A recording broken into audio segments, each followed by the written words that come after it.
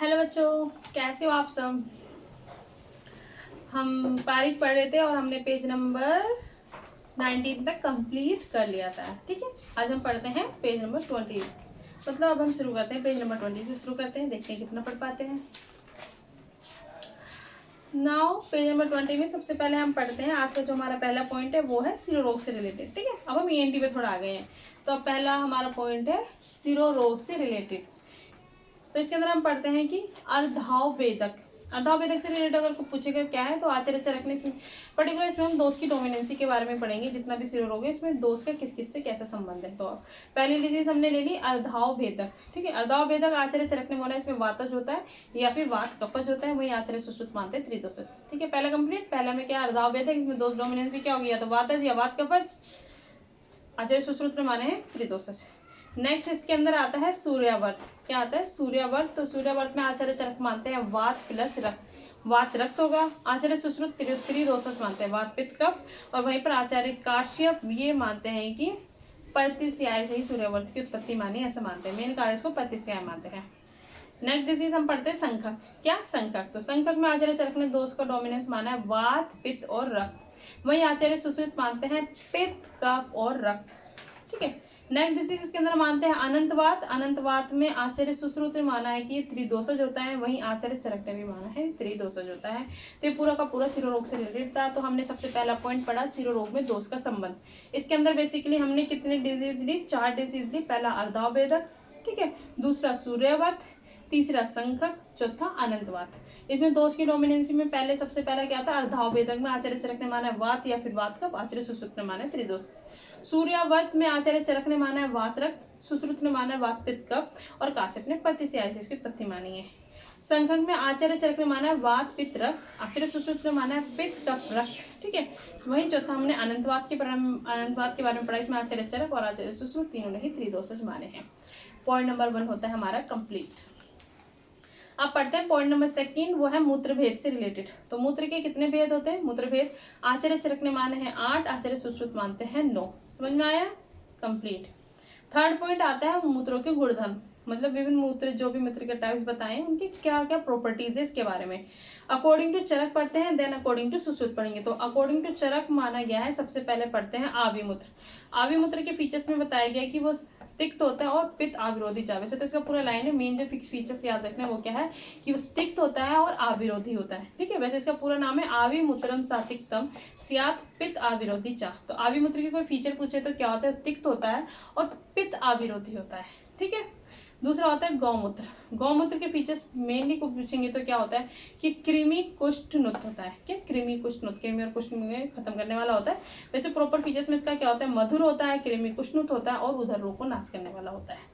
तीसरा आता है बकरी के मूत्र। क्या होता है, बकरी के मूत्र के पीछे में मेन फीचर पूछेंगे तो क्या है, तो पथ्यम। पथ्य पूछा जाता है किसका मूत्र है, तो पेपर में भी आता है किसका है, वो बकरी का मूत्र है। वैसे इसका पूरा क्या है, आजम कसायम मधुरम पथ्यम। ठीक है, नेक्स्ट है भैंस। भैंस के बारे में क्या होता है, इसमें आता है अर्स सोफ उदरग्नम। अर्स सोफ उदर को दूर करने वाला होता है और क्षार होता है। वैसे पूरी लाइन में क्या है, अर्स सोफ उदरग्नम तु सछारम माहिसम सरम। नेक्स्ट है हाथी। हाथी के मूत्र के बारे में पूछेंगे तो क्या होता है, तो कि लवणम होता है इसका मूत्र और कृमि कुष्ठनुत होता है। ठीक है, तो यहाँ बताया हास्तिकम लवणम मूत्रम हितम तु कृमि कुष्ठनुत। नेक्स्ट है उष्ण। उष्ण का क्या होता है, तो इसके फीचर्स में बता रखा है, तिक्त होता है, कास होता है, श्वासनुत होता है। नेक्स्ट है घोड़े। घोड़े के कुष्ठ के बारे में बताया गया, कुष्ठ व्रण विषापहम और तिक्त ही होता है। फिर होता है खर। खर के बारे में बताया गया कि मेनली उन्माद अपस्मारो ग्रह में यूज किया जाता है, ग्रहरम में। इसके लाइन में होता है खर मूत्रम अपस्मारो उन्माद ग्रहरम परम। इसके पूरे फीचर्स बताए गए थे, बट जो इसके अंदर मेन हमें याद रखना है वो जो मैंने बताया मेन पॉइंट वही, जैसे कि मैंने बताया कि आविमूत्र इसमें क्या होता है, तिक्त और पित्त आविरोधी। गौमूत्र कृमि कुष्ठनुत, बकरी पथ्यम, भैंस आर्ष शोभद्रग्नम और क्षार। हाथी। हाथी के बारे में मैंने बताया कि लवणम होता है मूत्रम और कृमि कुष्ठनुत होता है। ठीक है, गौमूत्र में भी मैंने बताया था कि वो कृमि कुष्ठनुत होता है और मैंने इसमें हाथी में बताया कि कृमि कुष्ठनुत होता है। नेक्स्ट उष्ण, तो तिक्त का श्वास, रेस्पिरेटरी रिलेटेड जितने तिक्त का श्वास। फिर तो घोड़े। घोड़े के बारे में बताया कुष्ठ व्रण विषापहम और तिक्त ही होते हैं। खर। खर के बारे में बताया जितने भी उन्माद अपस्माद ग्रहरम परम। ठीक है, इसके लिए नेक्स्ट होता है आचर्य सुश्रुत। आचर्य सुश्रुत के अनुसार इनकी क्या प्रॉपर्टीज होती है मूत्र की, तो यहाँ पे कुछ बताई गई है। जैसे अगर घोड़ी व गधी का मूत्र है, ठीक है, इसका घोड़ी व गधी का मूत्र तो किसमें यूज होती है, मनोरोगों में उपयोगी है। वहीं ऊंटनी है, ऊंटनी तो उन्माद में, हस्तिनी है तो क्षार कर्मात, कुष्ठ व किलास में, और गधी है मतलब गधी का मूत्र है तो गर्भिश में उपयोगी है। सुश्रुत के अनुसार बताए गए हैं, बस इसको रीड करना है। मेन फीचर्स जो होते हैं वो मैंने आपको बता दिया, बस याद रखना है, ठीक है। तो पॉइंट नंबर 2 यहाँ तक हमारा कंप्लीट होता है। पॉइंट नंबर 1 हमने क्या पढ़ा था, सिरो रोग के रिलेटेड, कि सिरो रोग में मेनली कौन कौन से दोष का डोमिनेंस होता है, जिसके हमने 4 पढ़े थे, कौन कौन से अर्धावभेदिक डिसीज के बारे में, सूर्यावर्त के बारे में, संकट के बारे में और अनंतवात। सेकंड पॉइंट हमने मूत्र से रिलेटेड पढ़ा था, जिसमें हमने सेकंड पॉइंट में पढ़ा था मूत्र के भेद, जिसमें आचार्य चरक ने 8, सुश्रुत ने 9 माने थे। फिर हमने विभिन्न की प्रॉपर्टीज आचार्य चरक के अनुसार, आचार्य सुश्रुत के अनुसार पढ़ी, ठीक है। अब हम पढ़ते हैं पॉइंट नंबर 3, जो तीसरा पॉइंट है वो है अजीर्ण, हमारे डाइजेशन। अब हम थोड़ा उधर पे आ जाते हैं, मतलब डाइजेशन से रिलेटेड डिजीज में जाते हैं। तो पॉइंट नंबर 3 जो है वो हमारा अजीर्ण से रिलेटेड है। तो सबसे पहले इसके टाइप्स, अजीर्ण के कितने टाइप्स होते हैं, तो इसके टाइप्स में मेनली 4 प्रकार के बताए गए। कौन कौन से, आमाजीर्ण, आमाजीर्ण, विदग्धाजीर्ण, विस्तब्धाजीर्ण और रस्सीसजीर्ण। आमाजीर्ण, विदग्धाजीर्ण, विस्तब्धाजीर्ण और रस्सीसजीर्ण, ये 4 प्रकार के बताए गए। वहीं अगर आचार्य माधव का लेंगे तो क्या, आचार्य माधव 6 मानते हैं, जिसमें सुश्रुतोपचार जो थे वो तो है ही, जो भी हमने 4 बताया वो 4, साथ में 2 और मानते हैं। कौन कौन सा, दिनपाकी व प्राकृतजीर्ण, ठीक है, दिनपाकी व प्राकृतजीर्ण मानते हैं, ये आचार्य सुश्रुत मानते हैं। तो अजीर्ण की क्लासिफिकेशन नॉर्मली 4 प्रकार के आचार्य सुश्रुत ने बताई है। कौन कौन सी, आमाजीर्ण, विस्तब्धाजीर्ण, विदग्धाजीर्ण एंड रस्सीसजीर्ण। फिर वहीं पर आचार्य माधव का ले लेंगे तो आचार्य माधव 6 मानते हैं, इसमें 4 सुश्रुत के अनुसार है, 2 एक्स्ट्रा माने जिसमें दिनपाकी व प्राकृतजीर्ण माना है। कुछ जैसे इनके टाइप्स बताए, उनके कुछ स्पेशल फीचर्स होते हैं, वो एक टर्म है, जैसे अगर कभी कभार डायरेक्ट क्वेश्चंस में आ जाते हैं, वो ध्यान रखने के लिए। आचार्य सुश्रुत के अनुसार पढ़ लेते हैं, फिर आचार्य वाग्भट व काश्यप का पढ़ेंगे। तो आचार्य सुश्रुत के अनुसार बताया गया कि अगर आमाजीर्ण है तो उसमें क्या करना चाहिए, लंगर, ठीक है। विदग्धाजीर्ण है तो नाम है वी से तो वमन। विस्तब्धाजीर्ण है, सवाल है ना, विस्तब्धाजीर्ण तो स्वेदन। रसशेषाजीर्ण है तो वहां पे क्या करना है, सेन। वही आचार्य वाग्भट आचार्य काश्यप ने क्या माना है, वाग्भट आचार्य काश्यप ने माना है विदग्धाजीर्ण है तो दिवासेन कराना है, श्लेष्माजीर्ण है तो स्वेदन करना है, रसशेषाजीर्ण है तो शोषण करना है। ये सब जस्ट रीड कर लेना है। तो ये हमारा पेज नंबर 20 जो था वो हमारा कंप्लीट होता है। पेज नंबर 20 में हमने 3 मेनली जो है ना, हमने कितने टाइप्स पढ़े, 3 पॉइंट पढ़े। पहले में मैंने बताया था सिरो रोग में दोष का संबंध, जिसमें मैंने अर्धावेदक के बारे में, सूर्यावर्त के बारे में, संकक और अनंतवात के बारे में बताया था, ठीक है। कि जो अर्धाभेदक होता है, आचार्य चरक ने बोला है वात या फिर वात कफ, सुश्रुत ने बोला है त्रिदशज, ठीक है। सूर्यवर्त में हमने पढ़ा था, चरक ने माना है वात कफ, सुश्रुत ने माना है वात पित्त कफ, आचार्य काश्यप ने पदे से ऐसे ही माना है आचार्य। और फिर तीसरा डिसीज हमने संकक, संकक में आचार्य चरक ने माना था वात पित्त रक्त, आचार्य सुश्रुत ने माना था पित्त कफ रक्त। और उसके बाद हमने पढ़ा था अनंतवात, आचार्य चरक और आचार्य सुश्रुत दोनों ने त्रिदोषज माना था। सेकंड पॉइंट हमने मूत्र से रिलेटेड पढ़ा था, मूत्र के भेद, आचार्य चरक ने माने 8, आचार्य सुश्रुत ने माने 9। फिर इनकी प्रॉपर्टीज बढ़ी थी चरक के अनुसार, सुश्रुत के अनुसार। चरक में कुछ इंपॉर्टेंस है जो याद रखना है, बाकी सब पढ़ लेना है। तो चरक में कुछ इंपॉर्टेंट था, आविमूत्र क्या होता है, तिक्त और पित्ता विरोधी होता है, गोमूत्र कृमि कुष्णत होता है, बकरी पथ्यम होती है, भैंस जो होती है क्षार होता है, और सुपुद्रग्नम होता है। हाथी के बारे में बताता है, लवण मूत्रम कृमि कुष्णत होता है, ऊष्ण जो होता है तिक्त का स्वास्मृत होता है, घोड़े जो होते हैं तिक्त होता है, और कुष्ठ वरण विषापम होता है। खर के बारे में पढ़ा था कि उन्माद अपस्मान और ग्राहारम परम होता है, ठीक है। फिर पॉइंट नंबर हमने जो थर्ड पढ़ा था, पॉइंट नंबर 3 हमने अजीर्ण से रिलेटेड पढ़ा था, जिसमें हमने इसके टाइप्स पढ़े थे। आचार्य सुश्रुत ने 4 माने, आमाजीर्ण, विदग्धाजीर्ण, विस्तब्धाजीर्ण, रसशेषाजीर्ण, और वहीं पर आचार्य माधव ने 6 माने। ये 4 सुश्रुत के अनुसार जो ये, साथ में 2 और, जिसमें एक दिनपाकी व प्राकृतजीर्ण था। कुछ फीचर्स हमने इसमें बताए थे आपको, मैंने जैसे कि आचार्य सुश्रुत के अनुसार था कि आमाजीर्ण होगा तो लंघन कर देंगे, विस्तब्धाजीर्ण होगा तो स्वेदन कर देंगे, विदग्धाजीर्ण होगा तो वमन करेंगे, रसशेषाजीर्ण होगा तो सेन। वहीं आचार्य वाग्भट व काश्यप ने बोला था कि अगर विदग्धाजीर्ण है तो वहां पर कराएंगे दिवासेन, श्लेष्माजीर्ण है तो वहां स्वेदन कराएंगे, और अगर रसशेषाजीर्ण है तो वहां पर शोषण कराएंगे, ठीक है। अब हम पढ़ते हैं पेज नंबर 21। इसमें हमारा आता है पहले अस्मरी, ठीक है। पेज नंबर 21 में जो है उसमें अस्मरी के लक्षण क्या होते हैं। तो अस्मरी के लक्षण में आचार्य सुश्रुत के अनुसार बताया गया है कि अगर कफज अस्मरी है तो कफज अस्मरी है तो मेनली उसके अंदर कुक्कुटांड प्रतिकाशा मिलेगा, ठीक है। ये जो इंपॉर्टेंट है ध्यान रखना है। वहीं माधव निदान ने इसमें बोला है कि मधुवर्णी होगा, बस इतना ध्यान रखना।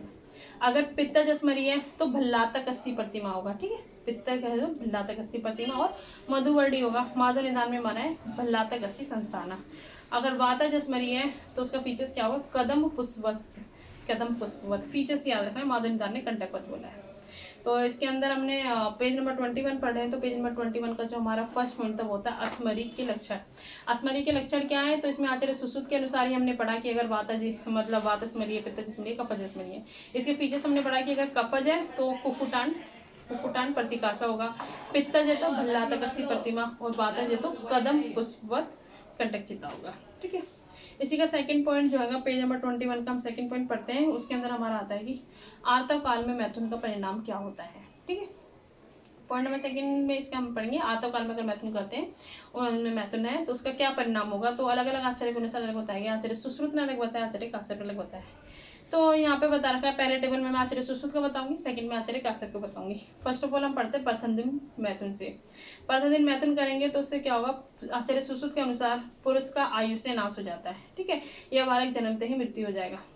और आचार्य काश्यप ने क्या बोला है? वातगर्भ फल शून्य। देखा जाए तो बात एक ही है कि जन्म होते ही मृत्यु हो जाएगी या फिर वातगर्भ फल शून्य। द्वितीय दिन से क्या होगा?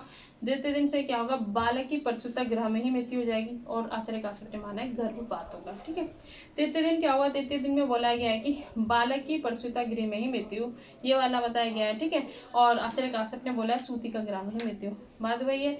चौथे दिन के बारे में क्या होता है? चौथे दिन में आचार्य सुश्रुत ने बोला है कि बालक दीर्घायु होगा, और वहीं पर आचार्य काश्यप ने बोला है कि दीर्घायु होगा। ये इसके फीचर्स थे। तो ये सेकंड पॉइंट हमने पढ़ लिया कि आर्तव काल में मैथुन का क्या परिणाम होता है। नॉर्मल 4 दिन के बारे में बताया गया, प्रथम दिन, द्वितीय दिन, तृतीय दिन और चतुर्थ दिन। आचार्य सुश्रुत के अनुसार, आचार्य काश्यप के अनुसार पहले दिन बोला है कि जन्मते ही मृत्यु हो जाएगी, इसमें भी बात गर्भ फल शून्य माना है। दूसरे दिन बोला आचार्य सुश्रुत ने कि सूतिक परसुता ग्रह में ही हो जाए मृत्यु हो जाएगी, इन्होंने भी बोला है कि गर्भपात हो जाएगा। तीसरे में बोला है कि परसुता ग्रह में ही मृत्यु, इन्होंने बोला सूती के ग्रह में मृत्यु। और चतुर्थ दिन के बारे में बालक दीर्घायु, और आचार्य काश्यप ने भी बोला दीर्घायु होगा। ठीक है, अब हम पढ़ते हैं पॉइंट नंबर 3। अब हम पढ़ते हैं पॉइंट नंबर 3। पॉइंट नंबर 3 पढ़ते हैं। ठीक है, पॉइंट नंबर 3 हमारा क्या आता है? इसमें आता है कि कोष्ठ में दोषों की स्थिति क्या है। कोष्ठ में दोषों की स्थिति क्या क्या है, तो इसको समझाने के लिए आचार्य सुश्रुत के अनुसार पढ़ लेते हैं। आचार्य सुश्रुत ने बोला है कि अगर मृदु कोष्ठ है, ठीक है, मृदु कोष्ठ है तो उसमें पित्त के आधिक्य होता है। मध्यम कोष्ठ में सम दोष होता है, और क्रूर कोष्ठ है तो उसमें वात की अधिकता पाई जाती है। वहीं पर क्रूर कोष्ठ में आचार्य चरक व आचार्य वाग्भट सिंपल जो होता है वात को मानते हैं, लेकिन आचार्य सुश्रुत जो होता है वात के साथ थोड़ा बहुत कफ को भी मानते हैं। तो पॉइंट नंबर 3 हमारा क्या आता है कि कोष्ठ में दोषों की क्या कंडीशन होती है, क्या स्थिति होती है। तो कोष्ठ के को बोला गया है कि आचार्य सुश्रुत ने अगर मृदु कोष्ठ है तो क्या होगा? पित्त अधिक होगा, मध्यम कोष्ठ है तो समदोष होगा, और क्रूर कोष्ठ है तो वात ज्यादा होता है, साथ में श्लेष्मा भी। लेकिन वहीं पर आचार्य चरक व आचार्य वाग्भट मानते हैं कि नॉर्मल वात प्रधानता होती है, वात ज्यादा होती है। अब हम पढ़ते हैं पॉइंट नंबर 4। पॉइंट नंबर 4 किसके अंदर आते हैं? सम्यक शुद्धि के क्या लक्षण होते हैं, बहुत इंपॉर्टेंट है, ये आता है पेपर में। सबसे पहले कि वमन अच्छे प्रकार से होगा तो इसका क्या लक्षण होगा। तो इसके अंदर देखने को लक्षण हमारा मिलता है कि प्रक्षेप, मतलब वमन अगर वो करेगा तो क्या क्या लाइन से उसके बॉडी से निकलेगा, तो हम कहेंगे कि हाँ वो अच्छे प्रकार से उसकी शुद्धि हुई है। प्रक्षेप में जल्दी बोला है कि औषध, पहले औषध आएगा, फिर कफ पित्त अनिल, क्या आएगा? आचार्य सुश्रुत के अनुसार बोला गया कि औषध कफ पित्त अनिल। वहीं आचार्य चरक बोलते हैं कि औषध कफ पित्त अनिल। सबसे पहले जो पिया वही निकलेगा औषध, फिर ऊपर वाले स्टेज में कफ होता है, फिर पित्त, फिर देंगे तुम्हारा अनिल। आचार्य सुश्रुत ने विरेचन के एस्पेक्ट में क्या बोला है? विरेचन के एस्पेक्ट में नॉर्मली बोला है सबसे पहले मूत्र, साथ में फिर पुरीस, ठीक है, उसके बाद देखेंगे तो हमारा पित्त, फिर औषध, फिर कफ। ठीक है, इन्होंने दोषों के बीच में औषध माना है, पहले मूत्र, पुरीस, फिर पित्त, फिर औषध, फिर कफ, आचार्य सुश्रुत ने। वहीं आचार्य चरक बोलते हैं कि पहले विट, फिर पित्त, फिर कफ, फिर अनिल। ठीक है, पॉइंट नंबर 4 हमारा कंप्लीट होता है। अब हम पढ़ते हैं पॉइंट नंबर 5। पॉइंट नंबर 5 में नॉर्मली बोल रखा है कि आचार्य सुश्रुत बोलते हैं कि वमन द्रव्य जो कर्म करते हैं उसका मेनली वमन द्रव्य की कार्मकता और विरेचन द्रव्य की कार्मकता के बारे में बताया। तो वमन द्रव्य की कार्मकता में बताया गया कि वो प्रभाव से करते हैं। वमन द्रव्य जो भी अपना एक्शन शो करते हैं वो प्रभाव से, और विरेचन द्रव्य जो होता है वो गुण प्राधान्य से। इंपॉर्टेंट है, वमन द्रव्य प्रभाव से और विरेचन द्रव्य गुण प्राधान्य से अपने फंक्शन को शो करते हैं। अब पॉइंट नंबर इसी के अंदर एक और पॉइंट आता है कि आचार्य चरक बोलते हैं वमन व विरेचन, आचार्य चरक बोलते हैं वमन व विरेचन दोनों की कार्मकता जो होती है प्रभाव के कारण ही होती है। आचार्य सुश्रुत ने, आचार्य चरक ने ऐसा बोला है। ठीक है, तो पॉइंट नंबर 5 हमारा क्या था? आचार्य सुश्रुत के अनुसार बताया गया कि वमन द्रव्य प्रभाव से काम करते हैं और विरेचन द्रव्य अपने गुण प्राधान्य से।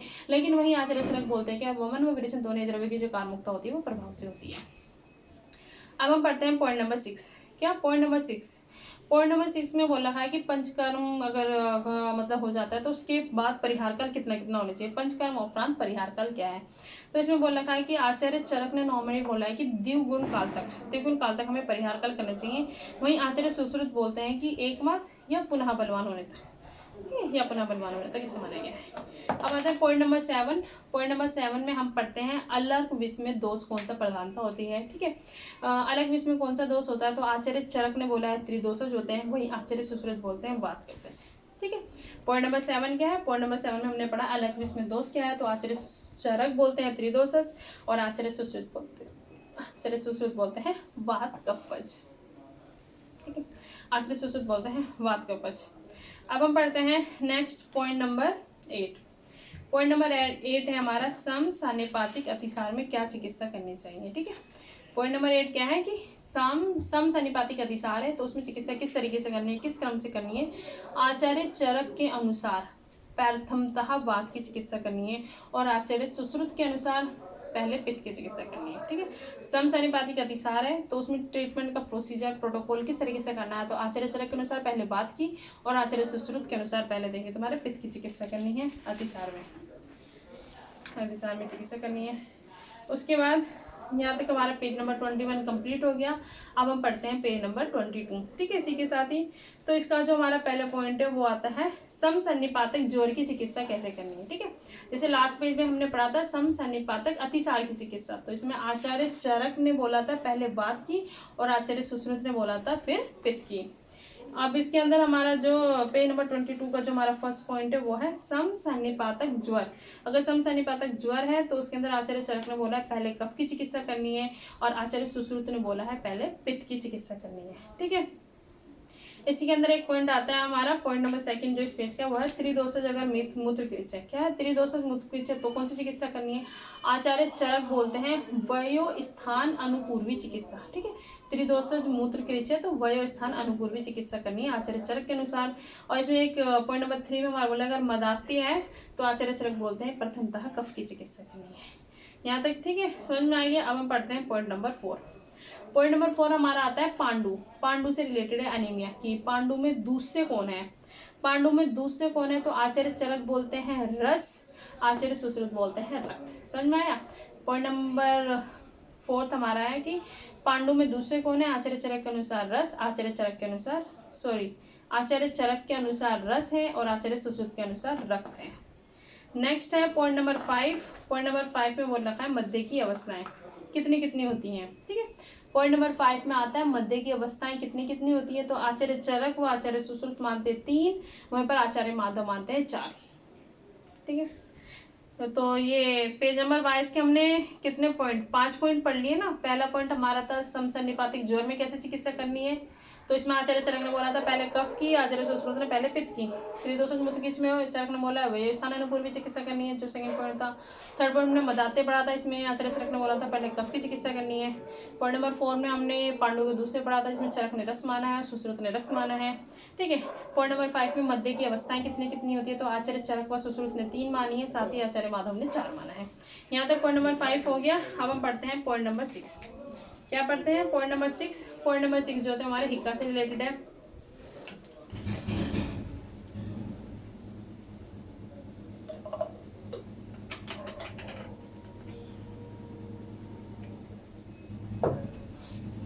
पॉइंट नंबर 6 पढ़े। अब मतलब पॉइंट नंबर 6 ये जो है किससे, हिक्का से रिलेटेड है कि हिक्का के मूल क्या क्या है।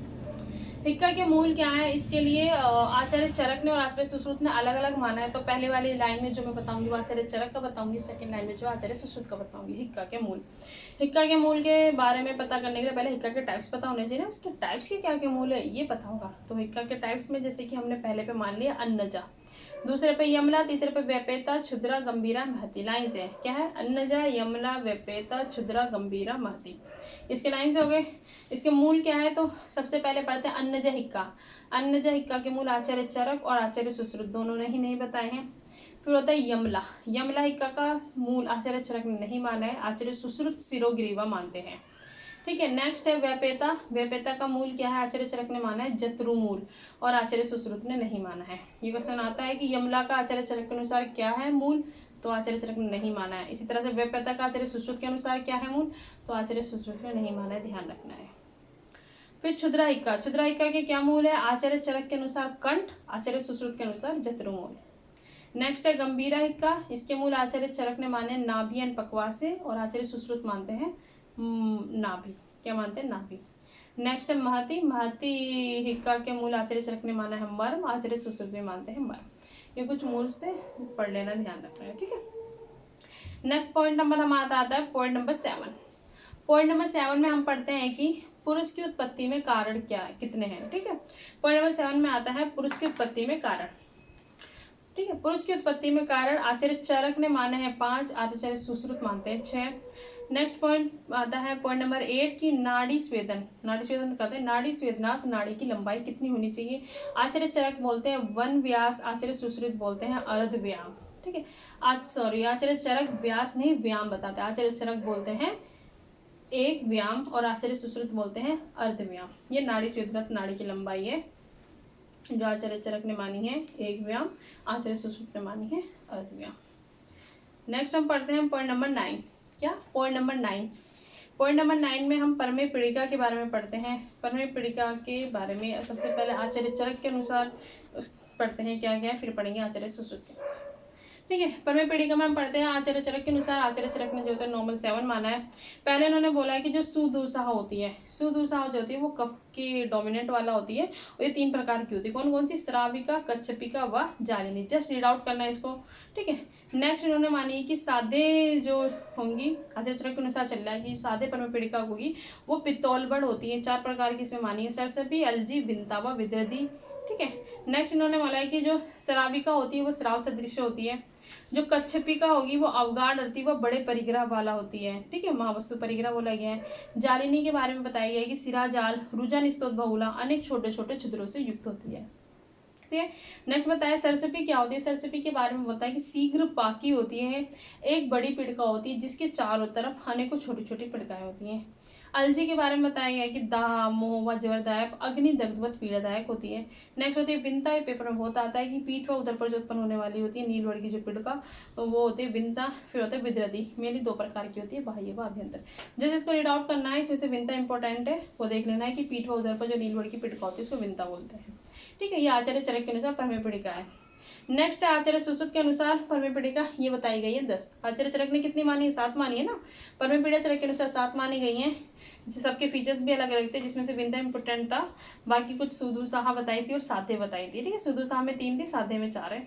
चरक सुश्रुत के अनुसार जो परमेय पीड़िका होती है वो 10 होती है, ठीक है, 10 होती है, नंबर याद रखना है। इसमें से कुछ परमेय पीड़िकाओं के फीचर्स यहाँ पे बताए गए हैं कि क्या लक्षण होते हैं। जैसे सबसे पहले बताया गया है कि जालिनी, जालिनी का फीचर आचार्य सुश्रुत के अनुसार, ध्यान से, तीव्र धातु मांस जालम आवृत्ता होती है। विंता मतलब महती पीड़ा, नीला पिड़का होती है। पुत्रिणी के फीचर्स बताया कि महती अल्पायचिता गेया पिड़का होती है। नेक्स्ट बताया अलजी, अलजी के बारे में क्या फीचर्स बताएगी, रक्तासिता स्फोटवती दारुणा होती है, ठीक है, रक्तासिता स्फोटवती दारुणा। ये देखेंगे तुम्हारे के, ये इसके फीचर्स हैं, ठीक है, यहाँ इसके फीचर्स हैं। तो यहाँ तक हमने पेज नंबर 22 का हमारा कंप्लीट हो गया कि परमेय पीड़िका कैसी कैसी होती है, ठीक है। पेज नंबर 22 पे मेनली हमने 9 पॉइंट पढ़े, ठीक है, 9 पॉइंट, जिसके अंदर सबसे पहले हमने समसन्निपातिक ज्वर की चिकित्सा पढ़ी थी, दूसरा में मूत्र की चिकित्सा, मदाते के बारे में, फिर पांडु के बारे में, मध्य अवस्था, हिक्का के मूल, पुरुष की उत्पत्ति में कारण, नाड़ी स्वेदन, नाड़ी की लंबाई, फिर लास्ट जो पॉइंट था वो हमारा था परमेय पीड़िका से रिलेटेड, जिसमें आचार्य चरक ने 7, सुश्रुत ने 10 माने थे। तो चरक के अनुसार कुछ फीचर्स, सुदुर्साह कौन कौन सी है, और फिर हमने पढ़ा था कि साधे कौन सी है, और फिर फीचर्स बताए थे, जिसमें विंता हमारी इंपॉर्टेंट थी कि पीठ होने वाली नीलवड़ी की। सुश्रुत ने परमेय पीड़िका 10 मानी थी, इसमें से कुछ के फीचर्स बताए थे, ठीक है। ये हमारा कंप्लीट हो गया, ठीक है, पेज नंबर 22 तक हमारा कंप्लीट हो गया। अब मिलते हैं फिर नेक्स्ट वीडियो में नेक्स्ट पेज के साथ, ठीक है। Thank you.